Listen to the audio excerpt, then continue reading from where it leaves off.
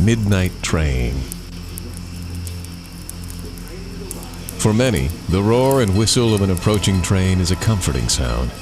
For decades, trains have been used to ship cargo or to ferry passengers across the country.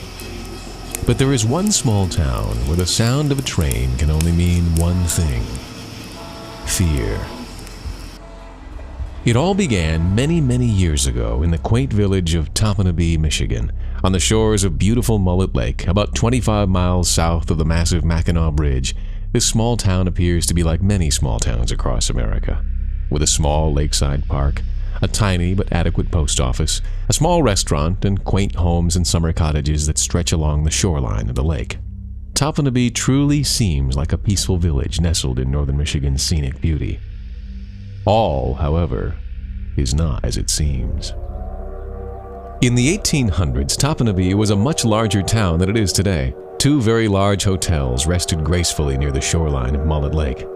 On any day, dozens of people could be seen walking and talking, enjoying the pristine beauty.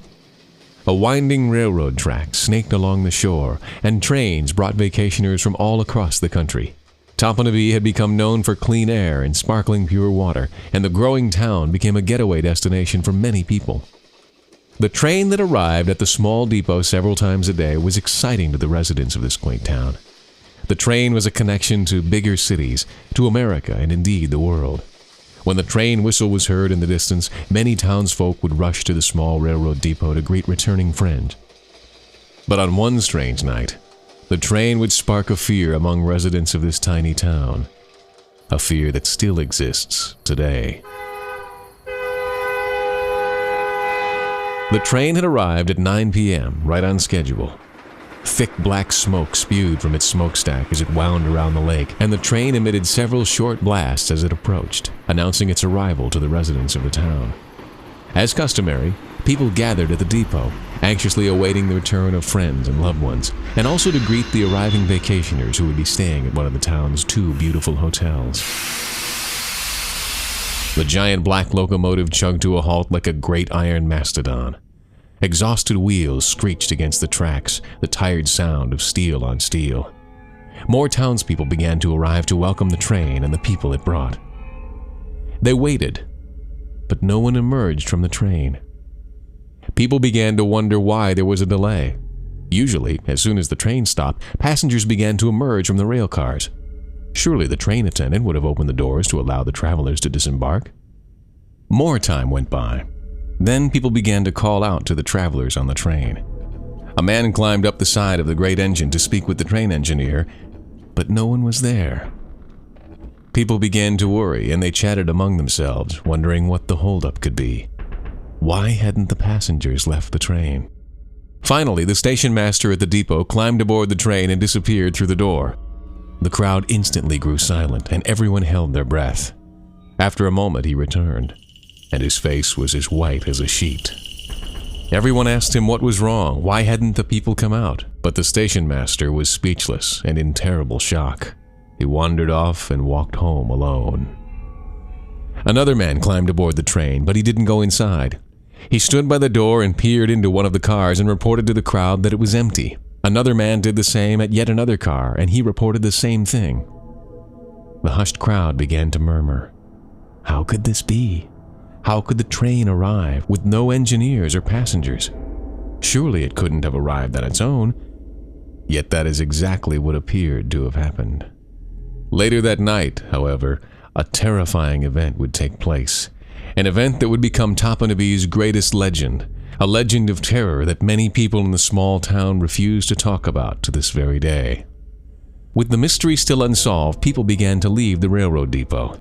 Many questions remained, but it was getting late and still no answers had been found. Soon the tiny railroad depot was deserted, sleeping in darkness, along with the strange, empty train. Shortly after midnight, when everyone in the village had been sleeping, a train whistle was heard. Then another. A bell rang. The sound woke many residents, and more than a few people got up to see what was happening. After all, the mysterious train had arrived without any engineer and no passengers. Several people even left their homes in the night and walked to the railroad depot to see what was going on. What they saw chilled them to the bone. At the depot, the train was preparing to depart. Black smoke boiled from its stack, drifting into the still night air. Wisps of steam hissed from the engine, coiling like gray snakes.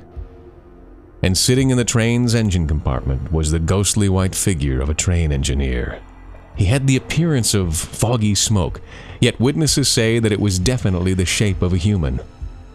Several people fled immediately, terrified by what they'd seen.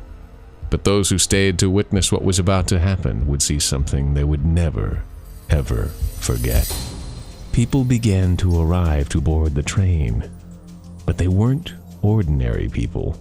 Like the engineer, the people that began to arrive were merely wispy white figures, shapes and forms of humans. Men, women, and children. Some of them carried bags.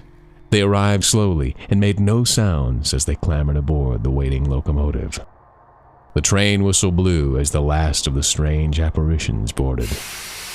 Then, with a great blast of steam and a giant cough of black smoke, the train began to move. Grinding wheels groaned to life, and the train rolled off into the night. Several more blasts were heard, but the mysterious train and its even more mysterious passengers vanished into the night. But that is not the end of this story. Throughout the years, many people have speculated that the train really wasn't a train at all, but more of a ghost locomotive. Those who believe this also assume that the ghost passengers that boarded the train were wandering spirits waiting for the train to take them to their final resting place. Whatever was seen on that night long ago, one thing is for certain. The ghost train and its strange passengers were never seen again. Not long after this fantastic event, the railroad was closed down. The tracks were torn up and the old railroad depot was remodeled. Today it still stands and is the home of the Topinabee Public Library and local historical museum. And some say that on certain nights when the people of this small lakeside community are nestled in their beds, a familiar sound is sometimes heard.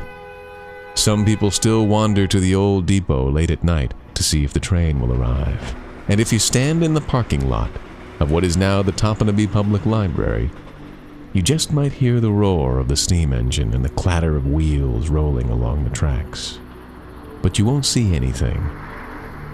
The mysterious midnight ghost train, on its way to its final destination, will pass you by, at least for now.